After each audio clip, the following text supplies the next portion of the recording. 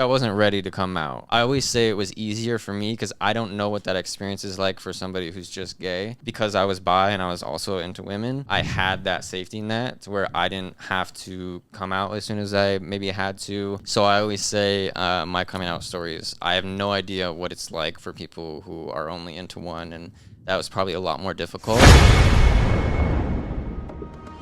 Can we dig into your sexuality a little bit? So I'm bisexual. I say I'm bisexual. At some point, I started looking at guys as well. But I was like, we're never going to tell anybody. Do you lean more towards guys or girls?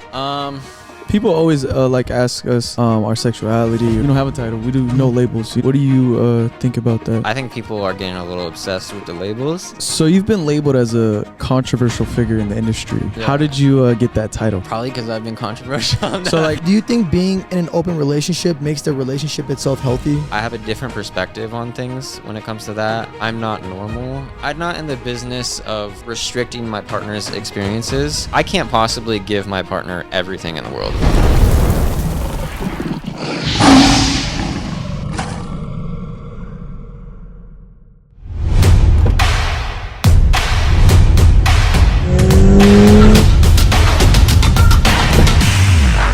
Welcome to the Wild Podcast. I'm Brandon Cardoso. I'm the Julian Barboza. But we have a special guest on today that goes by the name of Kane Fox. Welcome. Yes. Hello. Thank you. Welcome, Happy Kane to be here. Fox. How you doing Appreciate today? it. I'm doing great today. Excited. You ever done a podcast before? I have. Yeah, I did one very recently. This will be my second one. Yeah. Oh, okay. Yeah. So still relatively new, but looking forward to it. No, thanks for coming on. Yeah, Appreciate it. Yo, in case the viewers don't know who you are, can you give them a little rundown? What's your name? Where you from? Yeah, I'm Kane Fox. I'm an adult content creator. I've been doing this for about 5 years now, maybe a little more than 5 years. I started right when COVID happened, basically. Okay, right perfect when timing. COVID hit is when I started. So yeah, kind of perfect, imperfect time. But yeah, I've been doing this for 5 years. Where are you from? I'm Minnesota. I'm originally from Minnesota, Mm-hmm. so middle of nowhere. Grew up in the country, just playing video games, and that's it. And you're out here in Vegas for work or for fun? Or? Yeah, I moved out here for work originally, and now I'm kind of stuck. Stuck? Why do you say that? It's not my favorite place in the world to be. I would prefer somewhere with a little more greenery. Like LA? No, not LA. So more East Coast. What's wrong with LA? LA is I don't want to spend all that money mainly. It's very true. I'm not a super big fan of some of the people there, but mainly I just don't want to pay California taxes. That's very true. I don't. Yeah. I refuse. Absolutely refuse. You're close enough though. Yeah. No, that's the thing is I would prefer East Coast, absolutely. Yeah. Somewhere out there, maybe like Texas or something. That's Okay. not East Coast, but That's where he's from. oh really? Yeah, I'm really? from Texas. Yeah. I'm a big fan of Austin. I want to live in Austin at Okay. some point. I'm from San Antonio. It's like an hour away. Yeah, sure. Yeah. But yeah, just for work purposes and things like that, it's easier to be on the West Coast. And this is the closest I can. There's not like a ton of options on the West Coast, Right. like there are on the East Coast. So it's like you got like Phoenix, Vegas, LA, Right. and then you can go up to like Seattle and stuff. Yeah, but that's a little too far. Yeah, that's too much. So All right, I want to That's rewind a little bit to like your childhood. How was it growing up? Did you have siblings? Your family? How's that? yeah, I grew up in a house of all girls. I was a single mom, 2 sisters. I was the only boy, and we moved around a lot actually. Really? We would move to different cities, usually like every year and a half to 2 years. Mm-hmm. So I didn't really get a chance to like make a lot of friends or hunker down anywhere, Right. which is really important as a kid. For sure. So I sort of found solace a lot in video games. Mm-hmm. So I'm still kind of that now. I'm just like that antisocial hermit gamer. Yeah. Because I got most of my social interaction through like World Online. of Warcraft or World- RuneScape. I was gonna ask you what games you played. Yeah. Well, nowadays it's a little different. I still play WoW and stuff. Okay. Play a lot of League of Legends, unfortunately. It's a bad habit I'm trying to kick. I play a lot. I bounce around a lot. But mainly growing up, I played RuneScape and World of Warcraft, stuff like that. Yeah, no, I definitely heard of all those games Yeah, for sure. Yeah. yeah. I heard they're all addicting. Yeah, they're definitely addicting. Yes. Yeah, I couldn't get into WoW because of the subscription Oh on yeah. that. So yeah, I was like, yeah, I'm not paying like what $20 a month for that Yeah, game. it's like I'm also- $15 a month. Yeah, Yeah. I'm not doing that. Yeah. But anyways, okay, so at least you know you had I guess a normal childhood, I would say, correct? Or Relatively. I mean, relatively. I guess there's a lot of people from my generation that grew up that way, you know, stuck into World of Warcraft. So pretty normal for my generation, I would say. Yeah. right. So I guess to get into the very beginning of how you got to be in a creator. So I also started around COVID time as well. I just wanted to see how it was for you. So like in 2020, right? You were around that Yeah. time, Well, 2021? I started. Well, I really started in the summer of 2019. Okay. But I wasn't really like super serious about it. I was just sort of testing the waters. Wasn't fully into it. Can you tell us a story? Like, did somebody approach you? You had homies that did it? I was actually it got started because I was on Instagram and I got really into Instagram because I was working out a lot. As a kid, I was like always, I mean, I'm still super skinny, but I was always like, I was the skinniest kid in school, like weighed like 100 pounds soaking wet. Wow. Yeah, it was just like that. So, and then when I became an adult, I started going to the gym a lot more, and that helped a lot with my body image. And so I was like, wow, I'm kind of feeling this. Like maybe I'd start posting like workout pics and stuff like More that confident. on Instagram. And I really liked that. It felt really empowering. So I started doing that a lot. And I built a bit of a following on Instagram. And then as I came more into my body, I posted a little more revealing stuff, you know. And then that was like early, like 2019 was like when the wave really started to hit. And that's when they were like, fans would start messaging me, be like, oh, can you do this? Can you look into this? Like we want you to try this. And so then I decided to try it out. And for like the first 6 months, I was just like, you know, sort of just testing the waters. But in like the first couple months of that, I made more money than any job I had ever been doing. And I had a lot of jobs. I was working like 3 jobs at the time, actually. And within a couple months, I was making more than all of them combined. And I was like, okay, this is definitely something here. And then once we got into 2020, about 6 months later, I was like, okay, I want to do this full time. So I quit all my jobs. I started doing that full time. And that was really when like COVID hit for sure. Because the lockdown happened. Like the first week I started doing like professional, like fully professional work. Can we dig into your sexuality a little bit? So Absolutely, yeah. what's your sexuality? So I'm bisexual. I say I'm bisexual. I sort of, when I was like about maybe 13, 14, when you start like looking at adult content. And The hormones are starting to kick in. Yeah, the hormones are kicking in, exactly. And at some point I started looking at guys as well. And I remember, at first I chalked it up to like, oh, I'm just a really kid. Like I've got all these hormones and figuring stuff out. Like I'm just super, that's all this is.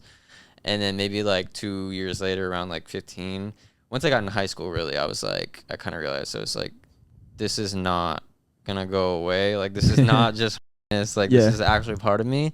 But I was like, we're never going to tell anybody. Absolutely never. Like just because I was into girls as well, obviously. Right. So I was like, well, I'll just stick to that. Don't ever have to complicate my life and tell people about this. Just hide it forever.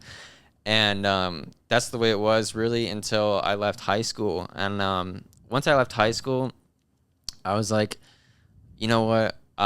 We can tell people, like we'll tell people eventually, but right now I'm totally fine, like just being with chicks, doing all that. I don't have a problem with it, so I'm not gonna complicate my life. Because also you're still like figuring yourself out, Exactly, and that's a Still lot. young. Yeah, still young, and that's a lot to like. I wasn't ready to come out. And I always say it was easier for me because I don't know what that experience is like for somebody who's just gay.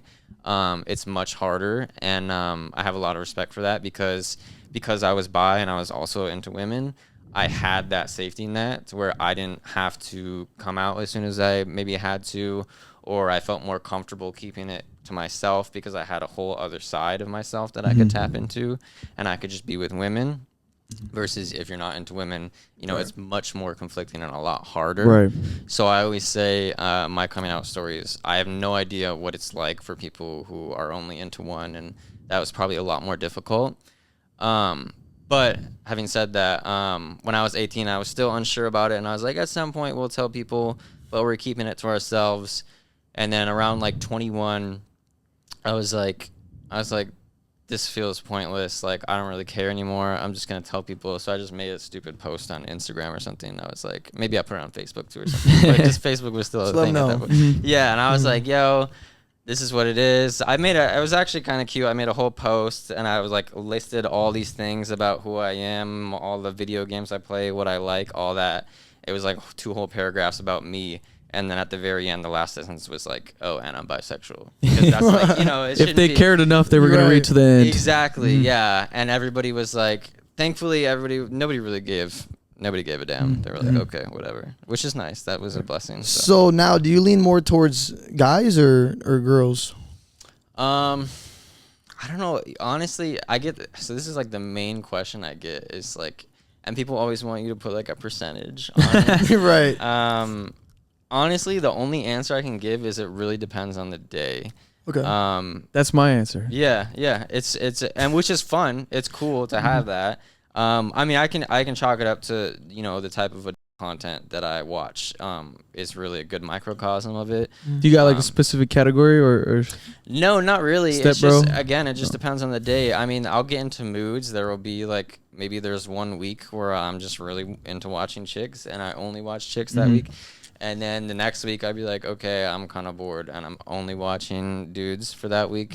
Sometimes it's day by day. Sometimes it's multiple points of the day. I switch it up, Right. Sometimes at the same time. Sometimes I got different tabs open. Right. I was switching back and forth. So it really depends. I will say romantically, I think I do a lot better with men in terms of relationships. For some reason, I think I just work better. I think honestly it's more of a I think when I go into a relationship with a guy, it's more of an equal footing. And I think this might be controversial for me to say, but I know I've been in relationships with women. Women ask a lot. I'm just gonna say that they do. It's a part-time job. And not that they shouldn't, but I think the dynamic when I go into a relationship with a man is just I like it more. You're kind of equal, and I feel like for women, you kind of have to lead them. Right? Yeah, exactly. And especially even the courting process, the dating process is very different. And I think we're also in a transitionary period where people are sort of figuring that out of like, what is the man expected to do? What is the woman expected to do? Like, I think a lot of people are very confused because we're like, we're trying to come out of like the old ways, but we're not really sure which pieces we want to keep. Does a man still pay? Does he still open the door? Stuff like that. It's a lot more muddied. Right. Versus I think going into interactions with a guy, I think you don't really have to worry about all that dressing a lot. You could take turns. Yeah. Could take turns. That's true. Depends on the day, right? Yeah. You never know. Depends on the day. So what is your ideal type in a man? My ideal type? Yeah. Well, I can really find and hone in on anything in somebody. I'm just a fan of the human body in general. What's your favorite part? My favorite part? Biceps, the chest, the legs, the eggplant. The eggplant. Peach. It really depends on the person. Everybody's so different, and I think that's why I'm able to have such a wide variety and not have a specific type is I can appreciate what somebody's strengths are or what somebody has about them that I'm really into. I think everybody has things. There's nobody that is doesn't have anything that's appealing or attractive about them. You can find things on anybody. And I think that also helps me with my job because, especially in studio stuff, sometimes I'll get paired with somebody. There have been times where I didn't even know who I was filming with until I showed up on the set. Right. Yeah. That's definitely an experience. And I think that helps me a lot because I can find, okay, what about this person? What do they have going on that I'm into? And then I focus and hone in on that. So that's physically. I mean, personally or romantically, I would say the person I'm with now, Hazel, is pretty much everything that I would want in a partner. We push each other. We're opposites in a lot of ways. I'm more of a reserved, quiet, like stern person. He's more silly, talkative. Even in professional things, we're sort of opposites and we push each other. But at the end of the day, he just wants someone to work with, to grow with, and to travel with, which is important to me. So I think romantically, the person I'm with now, obviously, I would say is my Right. type. Sounds like the one. Yeah, So yeah, exactly. so you've been labeled as a controversial figure in the industry. By some, yeah. How did you get that title? Probably because I've been controversial. So like, what controversial things have you said or done? Well, the thing is, I want to hear your side of the story Yeah. because I've been labeled a controversial figure Mhm. sometimes, and there's always two sides to the story, and it's yeah. the internet, so I want to hear your side. yeah, the thing about me is I've always had this this characteristic where I just like I have to tell everybody my stupid fucking opinion on everything.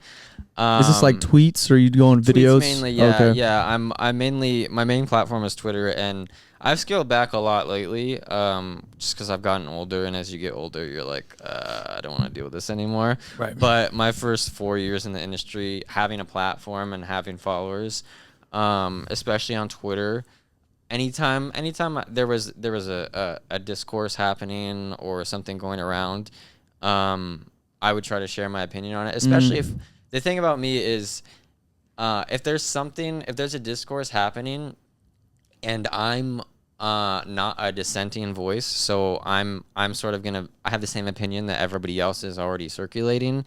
I'm not gonna add my voice to it just to say like, hey, I agree with this. I only really speak up if there's something that I feel isn't being said, Right. or I have an opinion that isn't being shown. So by nature of that, every time I speak up about something, it's usually pretty controversial because a lot of people aren't saying it, or they don't agree with it. So really the first 4 years of my career having a platform, I really used that, and I would speak out about, a lot of things, social things, political things, anytime I had an opinion on something. Is there anyone that you have right now? I mean, I don't want to get too controversial, but I'm just curious, like something that you advocate for right now or have to say. Advocate for right now? Not so much right now. Like I said, I scaled back a lot lately. Okay. I think so the last controversial thing that I got into some heat for was when there was some discourse going on around Ruth Bader Ginsburg a couple months ago at the beginning of the year. What is that? What's that? Yeah, I'm not sure what that is. Yeah, she was a Supreme Court justice. Oh, okay. And I basically put out a tweet saying, she passed. Okay. And I put out a tweet saying, Ruth Bader Ginsburg, in a couple of different ways. I just had this whole opinion about it because there's a whole thing about she had multiple basically, the long story short, she had multiple opportunities to step down from her position. She was basically rotting in that chair and put us into a precarious position as far as appointing Supreme Court justices, which is like one of the most powerful things you can do in the country. And I feel that she didn't step down at multiple points. She had the opportunity to, but she let her ego take over because she wanted to sit in that position until the day she died, basically. Which is not what being a public servant is about, in my opinion. It's about serving a future that you will not see. But I feel like she was just interested in sitting in that chair because she wanted to be there while she was alive, and she didn't take the selfless opportunity to step down at multiple points. And that put us in a precarious position as far as Trump appointing a Supreme Court justice that we now have, which has led to a billion other things. Right. It's also an issue with the way that the system is set up, where we play Russian roulette with whether or not a president gets to select a Supreme Court justice within their term. It's not a very good. We're just rolling the dice basically and hoping nothing happens during a certain president's term. So it's also an issue with the system. But anyways, that was my. I don't want to go. No, on I into that, appreciate you telling us though, because Yeah. that is I could see where the people can get that controversial. Would you ever run for president? I wanted to be a politician really bad when I was younger. I always wanted to be a politician. I think given the career choice that I went with,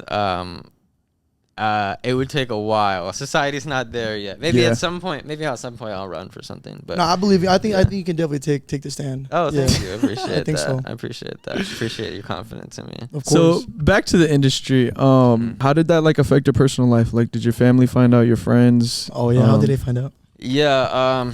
So as I said, I was doing Instagram and I was posting, some some revealing stuff on Instagram, and I was living with my family at the time, my parents, my dad and my stepmom at the time, and they found out through like a mutual friend basically had seen my social media and saw what I was doing, and they found out through that, and they were like obviously not okay with that, and they were like, you know, you can't do this while you're living in our house. Like we don't accept this. We don't like this, and you're definitely not going to do it while you're under our roof.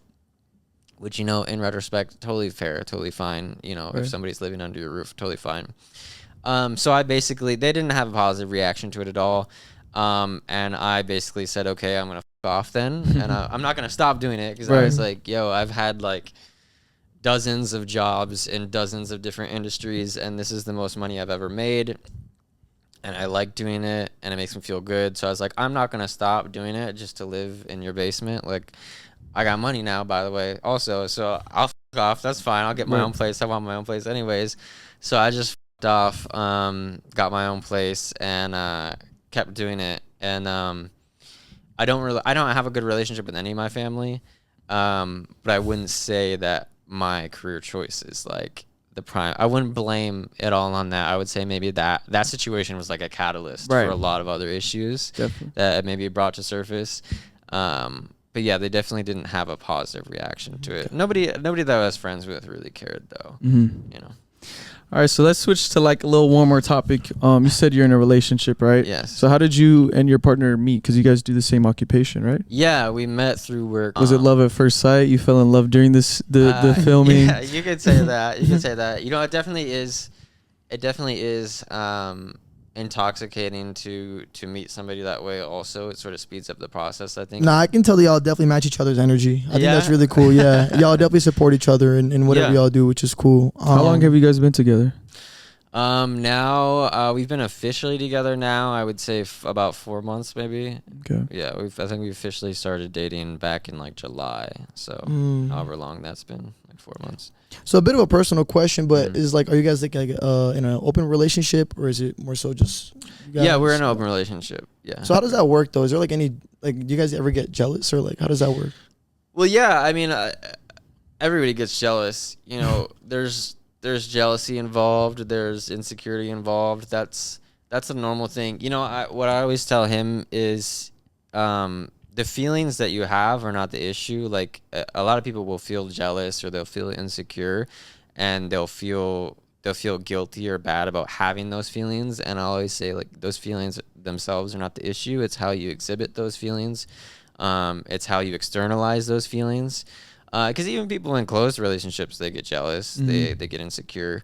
It's just about the way that you manifest those feelings and act on them. So there's definitely, you know, it is difficult. We are in an open relationship. Well, I wouldn't say it is difficult. There are difficult things about it. But, you know, any relationship is a learning process, and it's a growing process. And I would say that there are times where, you know, I'll get jealous or he'll get jealous. But the main thing is just communicating. The most important thing you can do in any relationship, and this is not just romantically. This is, you know, friendships, family. The most important thing you can do is communicate with each other in a healthy way. And, you know, that's what we try to do. And it's not, you know, people hear open relationship and they think, you know, it's just like you're both to the wall just running free wild. There are, you know, boundaries. What are those boundaries? So certain boundaries, like, for example, a boundary for me is like, I don't want anybody that's going to be like an active part of our lives. I don't want to be like a hookup, basically. Okay. So if it's like somebody in a friend group or something like that, or somebody who we hang out with a lot, or somebody who's going to be actively part of our lives going forward, basically, that would, I think, introduce some complications if, you know, we're having sex with that person and then we're also seeing.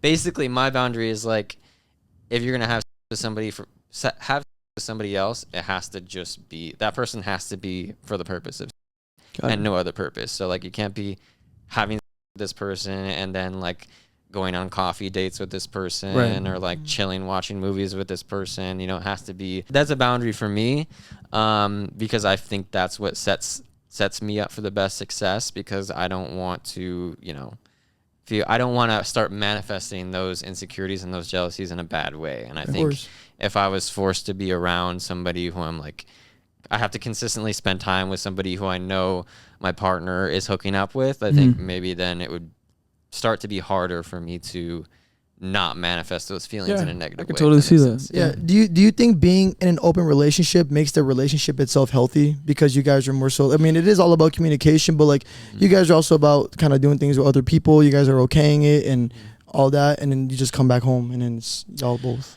just I would say, well, first of all, I would say it's different for every relationship for sure, and I also acknowledge that I'm not normal. Most or whatever normal is, but most human beings thrive off monogamy, and we are monogamous, but they thrive off sexual exclusivity as well. I acknowledge that I have a different perspective on things when it comes to that. I think that I can separate, like emotional from physical very well. And I look at with somebody other than my partner as a physical experience and nothing more. And I'm not in the business of restricting my partner's experiences.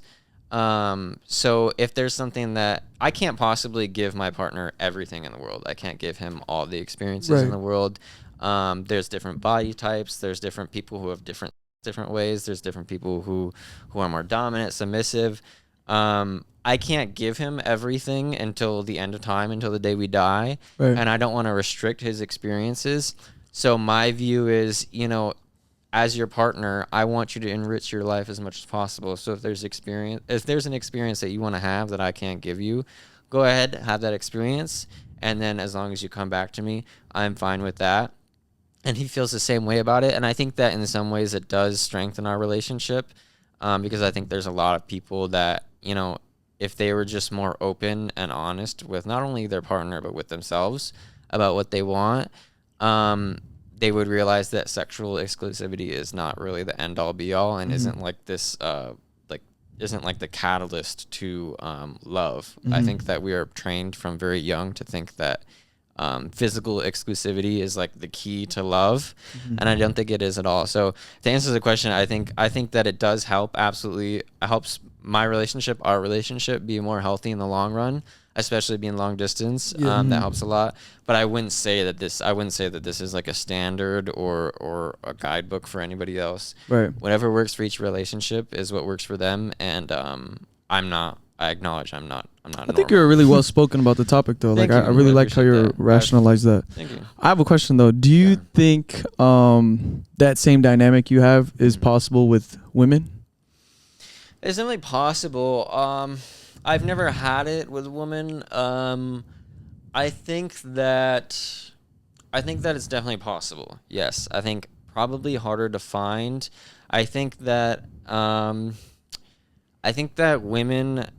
women obviously think differently. They feel differently. We are different, men and women, and that's fine. I think that women, they place a lot more emotional. They place a lot. I think that they maybe don't. They see differently. And again, I don't want to. Nobody's a monolith. There are women who probably have the same exact opinion as me. I think as an aggregate, though, I would say women place a lot more emotional weight on. Definitely. And again, that's totally normal, totally fine. Don't think that's like the wrong thing to do at all. But I think that you would be more hard pressed to find a woman willing to do that, because I think, first of all, like men are just as fuck. And True. We don't really give as much of a because we're all the time, and we just want to. And I think women get a lot more emotional stability, emotional validation out of. So they would maybe have a lot more problems separating the physical and the emotional. For sure. So to answer the question, possible, yes. A lot more difficult to find, probably, yeah. Well said. I agree. All right. So just to kind of stir the pot a little bit, So what are your thoughts about how people are going by no labels? No labels as far as Okay, so people always like ask us like our sexuality or if we're dating or whatever, and we just our title is we don't have a title. We do no labels, you know. sure. It could change day to day, and so Sure. we just don't put a title on it. What do you think about that? So I think that's, you know, I generally, whatever works for a person works for a person. I think that, you know, so I think people are getting a little obsessed with the labels. Mm-hmm. I think that no label is probably better than some of these new crazy labels I hear people come up with. You know, people on. I feels like every week on Twitter I hear a different label, like blank sexual. People are like, "Oh, this means I like having sex on top of books or something." You know? It's something new all the time. I think it's good, and if it works for you, you know, I actually get this. I actually had this frustration too because I say I'm bisexual.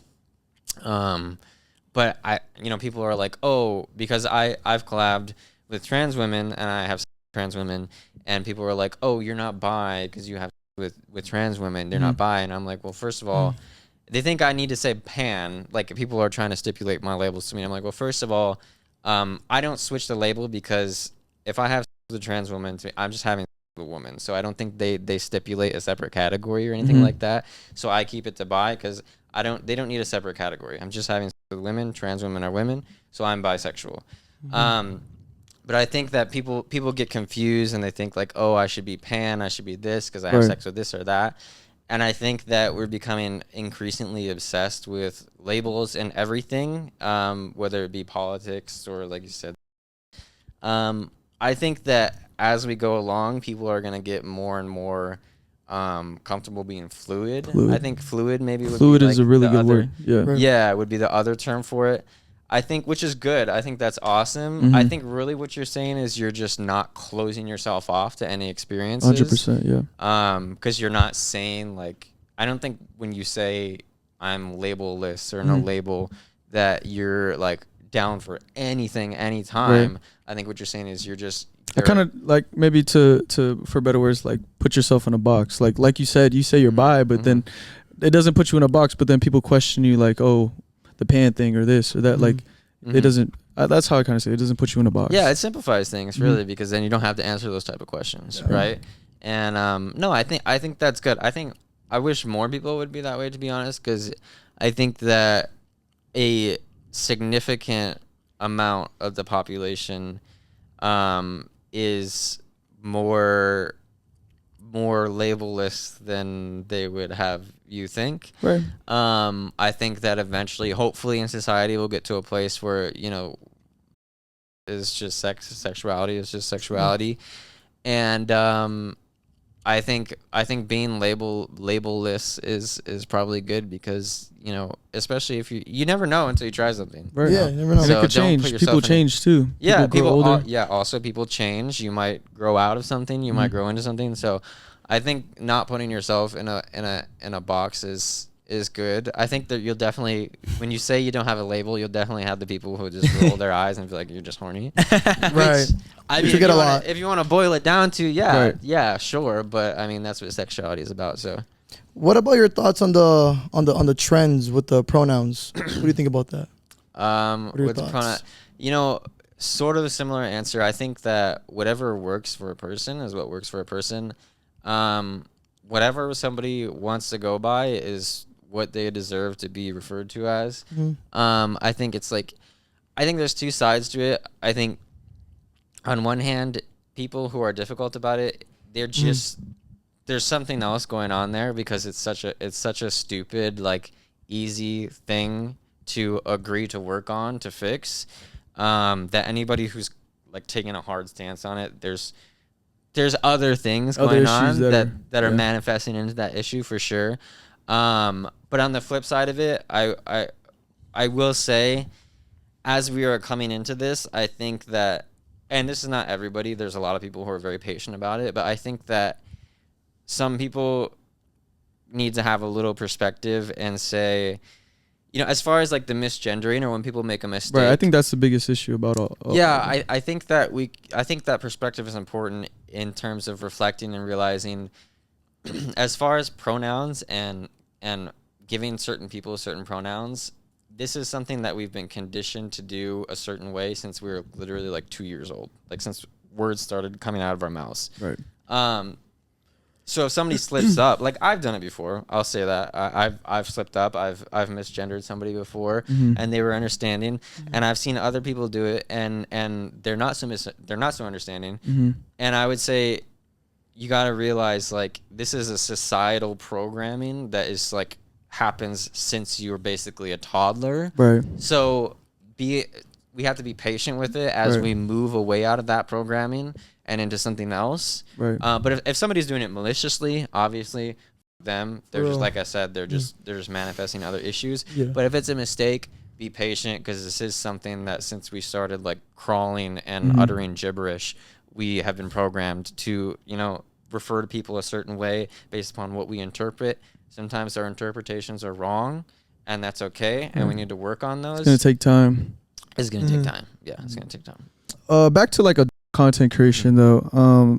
So like, how much money have you made from it? So I've been doing it for 5 years now. My biggest month ever, I think, is maybe like 16,000. I'll say this. I always looked at it as like my own like NFL. Like I was Right. I could see that. Yeah, I could totally see that. Yeah, I always, as a kid, I was like, oh, I want to be an NFL player. I want to be an NFL player.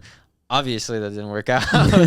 But you know, I always looked at this as my Playing little field. league. Yeah, Right. my playing field. You know, there's recognition. There's award shows and things like that. Yeah. And so that's how I looked at it, and I became so enamored with that. And I was like, wow, I really want to pour all of myself into this. Like, Did you win an award? I have won awards before. Yeah, I won my was first gonna year. Actually, I won Best Newcomer at one of the award shows. And then since then, I've won awards for like projects that I've been in or movies that I've been in. I've won awards. But I would say it was a little bit of both. I wanted the. There was a part of me that wanted the awards on a glass shelf. You know, everybody does. Yeah. The trophy. The trophy or the recognition. Mainly, my main thing is I just wanted to feel like, and I still do. I want to feel like I left my mark on the industry, and I think that if and when I choose to leave the industry, I want to be known and remembered as like a legend or a monolith of the industry. I think everybody should think that way about any industry. Of course, yeah. But I think that I thought that at the time that was the vehicle for me to do that through was studio work. And as I've grown and the industry has grown and changed, I've sort of transitioned and realized, okay, I think the vehicle is actually with my own personal stuff. So I'm focused much more on that now. So in your own like personal vehicle, what do you think could like, what is, I don't want, how do I say this? What is your, I don't know what other words to use, but like your X factor, what do you think makes you like, I guess, stand out from everybody else in your own personal? Yeah, I think that the main thing for me that's made me successful this far, and that has made people gravitate towards me is I try to be really authentic in everything that I do. I think you're also pretty well spoken about a lot of topics. You are. I think like you, I mean, you don't have to be like an advocate, but just being well spoken about certain topics, and I think there could be some more clarity with you spreading your message because you put your words together pretty well. Thank you. I appreciate that. Yeah, I think that's part of it is, you know, I try to be, I put a lot of thought into things that I say, and also I try to be very authentic. I mean, part of being well spoken is I'm just very comfortable talking because there's so little that I'm not going to be open about. So I don't have to stop and like run filter checks on everything that I say because I'm pretty much just an open book for the most part. And that's how I've been since I came into the industry, and especially on social media. I've gotten so many messages and comments from fans, you know, saying that, you know, they like my body, but really what made them stick around is my authenticity and who I am as a person, and they love that they get to see that part of me. Because there's no wrong way to do it. There are a lot of content creators who they just post their content and go, they don't show any, and that's not that's not wrong. That was what works for people. Right. There's multiple ways to Yeah, win. there are, and I've always wanted to go into this showing like an authentic presentation of myself. I'm a real person. This is a real body. Like everything about me, I just want to be genuine and authentic, and I think that has been my X factor, and I think it will continue to be. Mm-hmm.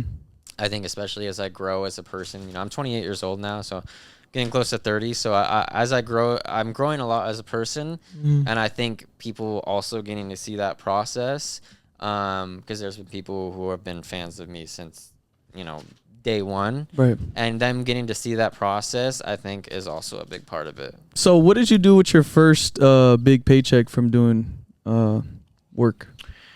My first big paycheck, I would say, so I moved to Vegas and I got a really big loft. I'm a big whore for lofts for some reason. I just love the lofts that I'm in a loft right now actually. And I had always wanted one, and I had always lived in like shitty little apartments or had a room in a house. And I was making money, and I was making studio money for the first time, and there was a loft here in Vegas that was just like gorgeous, super modern, super huge, way more space than I had anything to do with. And I went full in on it, and I got this huge ass loft, and like 90% of it was empty because I had like no furniture or anything because I spent all my fucking money on the loft. But yeah, it was a big ass beautiful loft apartment is what I spent it on. Do you do anything else with your money? These days I try not to. I spend a lot. I spend most of my money on gym clothes and video games. I actually just bought a new gaming PC like 2-3 days ago. It was like a $2,500 gaming PC. I needed a new one for years. So I spend a lot of money on video games and gym clothes. That's like my whole life. I just go to the gym and then go home and play video games. So sounds fun. Yeah, actually sounds like the life. I have a lot of gym clothes too. I'll be spending money on. What's your favorite gym brand? Under Armour. Under Armour? Okay. Yeah. I'm really into Young LA right now. I like Young LA too. I've heard of them. This is Young LA. The tanks, the sweats, everything. It's a good brand. I really mess with it. Yeah. So we ask all guests this, and I'm curious to know your advice on any relationship advice if you have any. Yeah, I would say along the same lines that I said earlier. I think that, well, it's twofold. So I think that the most important thing in any relationship is communication. But I think that a lot of people have a warped perception of what a relationship looks like, especially when you're really committed to someone. I think that people think that if you're with the person that you're meant to be with, then it's like it's a breeze and it's sunshine and rainbows, and it's the complete opposite. Being in a partnership with somebody it sounds bad, but being in a partnership with somebody and sharing your life with somebody is one of the most difficult things you will ever do. So a lot of people will get into relationships and they'll start running into bumps and bruises, and well, not bruises. No. I'm using that's a metaphor. Just to be clear, right. If you're getting bruises, actual bruises, you should leave that relationship. But obstacles and difficulties and struggles, that is a normal part of sharing your life with somebody. And people will start running into those, and they'll start getting hang-ups, or they'll start having hesitations because they feel like, oh, if I'm in love with somebody and this is the person for me, then this should be easy. And it's I mean, even just look at movies and shows, like every romance movie, it's the same, you know, story. There's a huge, it's hard, it's difficult. Go look at any romantic show, any romantic movie. It's a roller coaster. It's a roller coaster. There's difficulty, there's struggle to overcome. And I would say keeping perspective, first of all, communicating, and second of all, keeping perspective through those hardships is the most important thing, because there's going to be times where you're going to feel like it's hard, it's difficult, and just remember that it's supposed to be that way, not all the time. But when you're sharing your life with someone, it's one of the hardest things you'll ever do, man. It really is. But it's about communicating with each other through it, growing with each other through it, and learning that, when you go through that stuff with somebody, that is what is going to make you close, and that is what is going to make the relationship stronger. Because I fear for the people who are in relationships where it's just a breeze and they never have any issues. I don't think that's healthy. Both extremes are bad. Right. Okay. Because as soon as you all hit that first road bump, it feels like the whole I guess house is coming down. World is crashing down. Yeah. Exactly. Yeah. So just keep perspective and communicate for any relationship. Perspective and communication, and don't think that just because times are rough or there's struggle that it's wrong.